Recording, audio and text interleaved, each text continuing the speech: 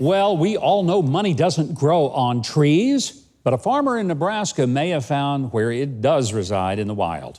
Win Hall was drawing a pond on his farm to do some routine maintenance, and then when he got to the bottom of things, he made an unusual discovery. He found an ATM. Now, I would have thought an ATM would be found in a river, because a river has banks. Oh. Ha ha ha. Yeah, you're probably thinking, that doesn't make any sense. But neither does an ATM. Paper money only, that's right, and no sense in an ATM. Hey, Keith, I think the audience may be turning into my bank account. They're both withdrawn. Could be. Anyway, Mr. Hall said he initially thought the object stuck in the mud was a household appliance. And you were probably thinking, Whirlpool. Yeah. But it would only make sense if it were a General Electric product, because if you remember, GE brings good things to life, right? What they say. Yeah. Anyway, I still remember the first ATM I ever used. It not only dispensed money, but it also sold tickets to see Elvis. I'm serious. All you had to do was press 1 for the money, 2 for the show. Oh. Woo!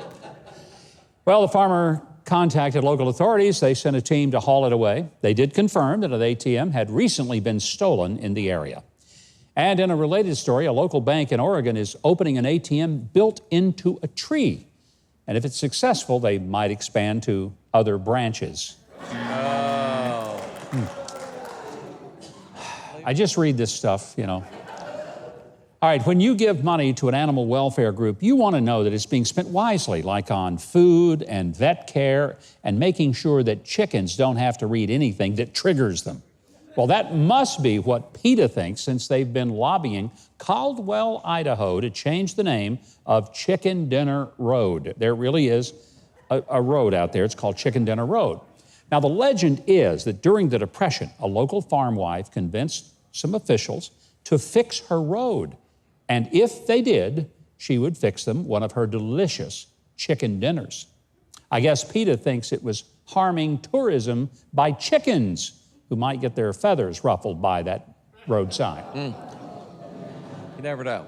Or maybe they were thinking about renaming it Kale Road, and that would convince people to eat kale instead of fried chicken, which is even less likely than the chicken tourism theory, quite frankly.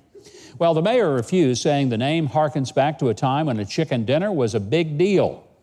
I don't know about you, but a chicken dinner is still a big deal at my house, I'm telling you now. Bet. There. But give PETA credit, they finally managed to bring Democrats and Republicans in the State House together to pass a bill to preserve the name Chicken Dinner Road. Yay. And they didn't even waffle. Oh. Afterwards, they all celebrated at KFC. Yeah.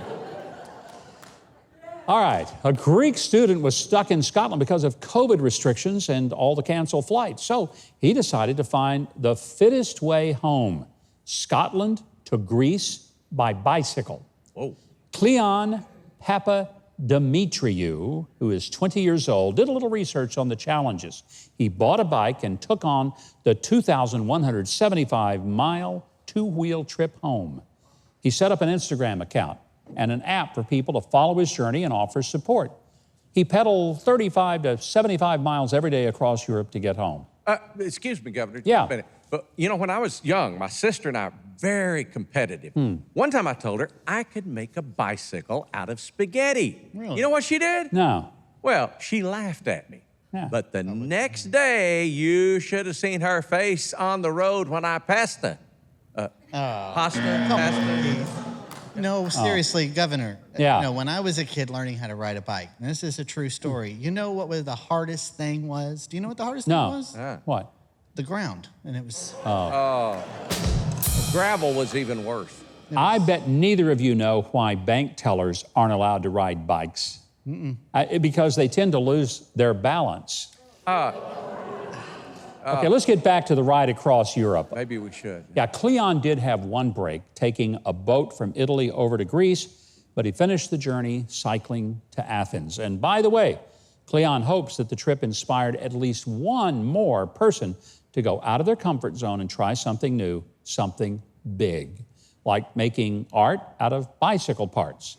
Perhaps we can call the artist, get ready, Cycleangelo. Whoa! All right. Well, when you think of Italy and automobiles, most people think of the sleek, fast Ferrari or Maserati sports cars. But may I turn your attention to the Ford Focus and its newly found speed. Let me explain. An Italian lady recently received a traffic ticket by mail that showed that she had been clocked going down the highway, get ready for this, at 437 miles per hour. Wow. In a Ford Focus. No way. I mean, that's no longer a Focus, that's a blur. It's a Ford out of focus. I mean, an economy car that travels the speed of a jet airplane? I don't think a Ford would travel that fast if you pushed it out of an airplane. Local police blame the ticket on a malfunctioning speed camera. Okay. You think? I'm sure the lady was thankful to duck a ticket that would have cost approximately $4,090 in U.S. Currency, not to mention being banished to a bicycle for the rest of her commuting days. Well, we all love seeing those hot air balloons at festivals or floating across a majestic sky.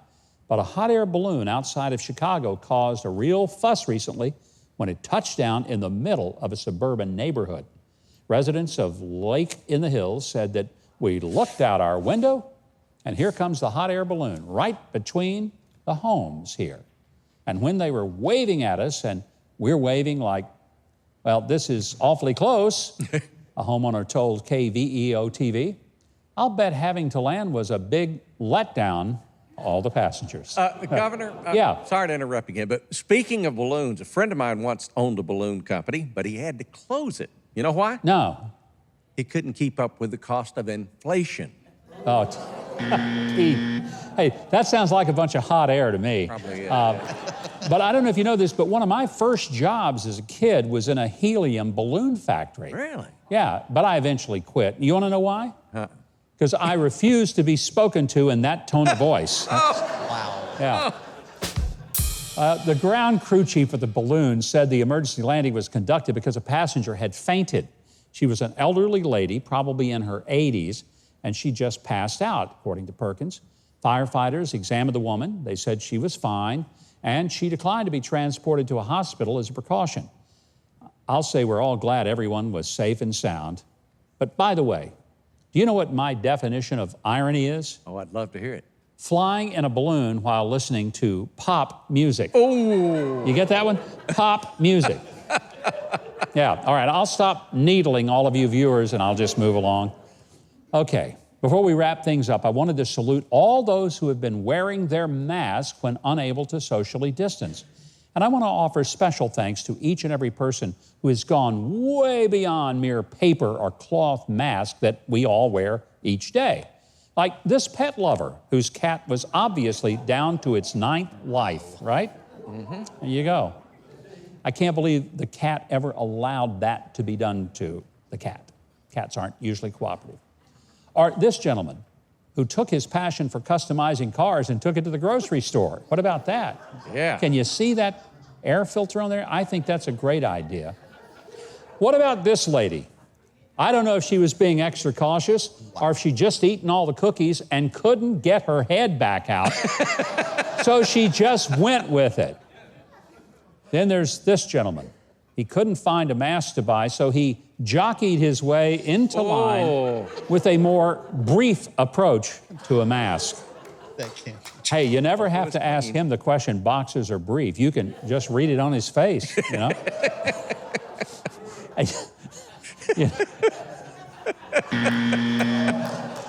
You know what? I think I've got an idea for a mascot all of us can get behind for this season of safety. He always wears a mask, he washes his hands constantly, and when you rearrange the letters in his name, it spells Corona. What do you think, folks? Yeah. Yeah. He should be our 2020 mascot for sure. That's right. Well, just like an American flag at an Antifa rally, we got to get out of here. But always remember, we read the news. So... Now, if you want more videos like that one, hit the subscribe button below and the notification bell right next to it. And if you leave a comment, positive or negative, I'll be sure that my dog Toby sees it and responds to you in kind.